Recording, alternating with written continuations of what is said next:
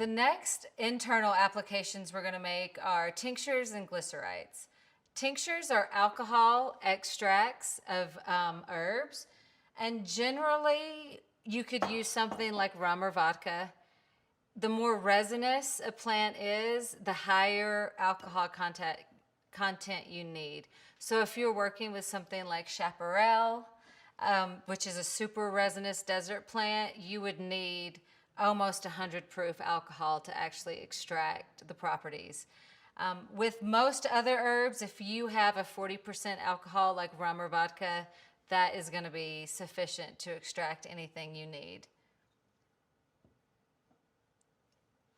Again, some people who have liver issues or have had issues with alcohol in the past don't like to use tinctures, but you're not going to get drunk. You're only taking 1 to 3 mils at a time, so you're not even like taking a shot of alcohol. But there are people who don't want to use the alcohol tinctures, and if you know people or clients like that, then you could make a glyceride. Glycerides tend to be something that we have children take because we don't want them taking an alcohol extract. The glycerides can be very sweet because they're a plant carbohydrate and derived from soy mostly. So if you know people with soy allergies, having a glyceride might not be the best option for them. So tinctures are very simple. Typically, you would need your alcohol, your dried herbs, and when you look at tinctures on the market, you'll notice that it'll say it's a 1 to 4 extract. That means it's 100 grams of dried herb to 400 milliliters of alcohol, or an alcohol water combination if you're using the 190 proof or the 90% alcohol. It's always nice to have a wooden spoon and also cheesecloth, and you need a large screw top jar.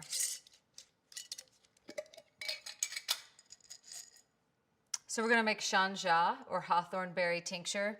In Chinese medicine, the hawthorn berries are used to digest fats and to help with plaque in the arteries and to just digest any sort of fatty, oily food that you eat in general. So a hawthorn tincture would be really nice to take right before you eat.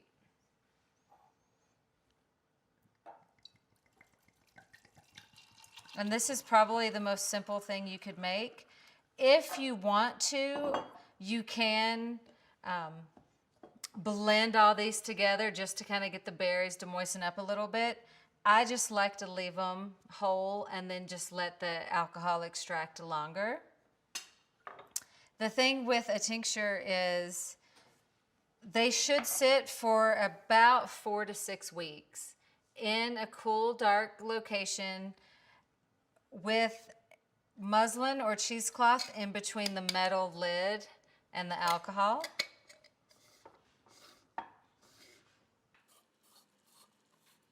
Okay, no, there we go. And the fun thing with this is literally you just shake it every day. Also very important when you're making any herbal product is to always label, because we always think we're going to remember what day we made it and what it is, but we actually always forget. So then, just super important, we're just going to write hawthorn berry with rum, today's date,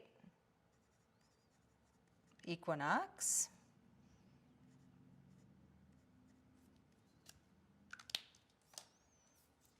And when you see tincture formulas on the market, usually they will extract each herb separately into a tincture and then blend those tinctures together.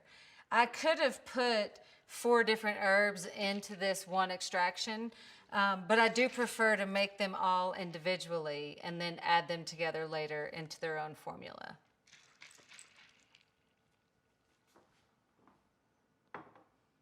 So when it's time to strain the tincture, this can be a messy process, but it can also be a really fun process if you like making a mess.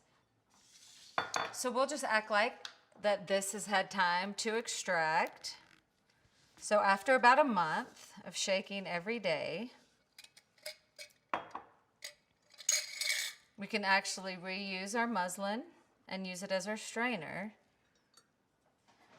So when you're ready to strain the tincture, you can reuse your muslin, and then you want to hold the muslin in place. I always just use a rubber band, but there's all sorts of fancy devices out there. And then very simply, you just slowly strain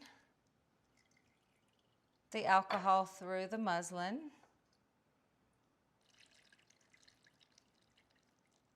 And you lose a little bit, but not too much.